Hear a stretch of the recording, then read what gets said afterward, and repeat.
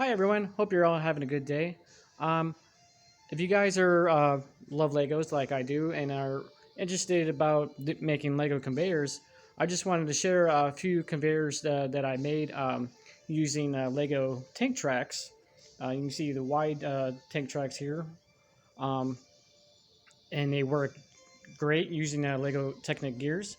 I also have smaller tank tracks for conveyors, um, just like this.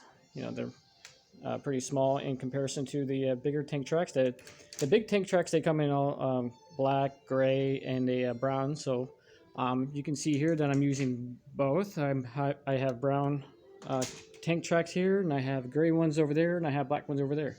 Um, what I realized is that tank tracks get pretty expensive. Like even with the little tank tracks, they're about $100. I mean, not $100. I'm sorry. They're about $10 uh, for 100 tank tracks, and there's probably uh, about I would say 300 tank tracks on there, so that's about $30 worth of tank tracks on that one conveyor. So it gets pretty pricey if you don't already know with Legos. So I want to share an alternative for Lego conveyors. If you don't want to spend that much money for the conveyor belts using tank tracks, I have a alternative, which is have a Lego conveyor here, and this is just a belt. Looks like a conveyor belt on rollers.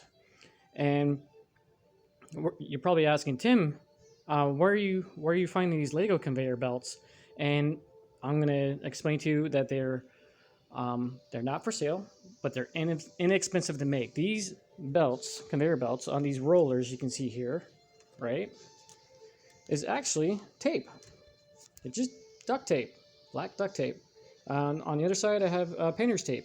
Why painter's tape? Because it's less slick than the duct tape here. Like the duct tape itself is pretty slick, and I use the painter's tape, which is green. You can use a blue one, don't matter. You just put the two tapes together, and you have a conveyor belt.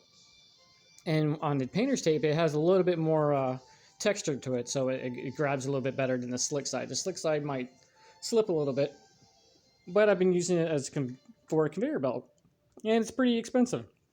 And the trick is for these conveyor belts to work, you have like these rollers that they're about 2 or 3 pieces together. I just kind of acquired them. They're pretty cheap. I go to the Lego store and I find them in the bulk Lego department. And what you do is you wrap the belt or conveyor or the tape around the rollers, right? And then you put a motor on there. Well, that's great and all, but you want to have tension on that belt. So what you do is you would have another roller underneath. I don't know if you can see. Another roller underneath here. Sorry, I'm not trying to drop it. This roller underneath is called a snubber roller. And what it does is it puts tension on the conveyor. So you can adjust it, and you can use gears to move it around to give it a little bit of tension. You can use pneumatic system. You can use an actuator. You can use like the gear driven actuator. You can also like I said, you can use a pneumatic cylinder to move it back and forth. You can use gears on a worm gear to keep the tension. So there's different methods to making this, but this conveyor here is a lot more cheaper to make than that conveyor. The tank tracks alone are pretty expensive. So if you're looking to make a lot of Lego conveyors, this would probably be the best method to go with using the tape. So that's what I want to share with you guys.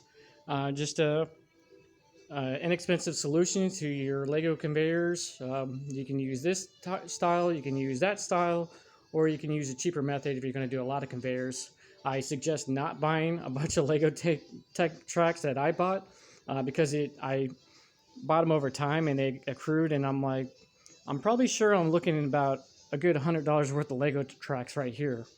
What you can do with this method, and it's like super cheaper just to use tape.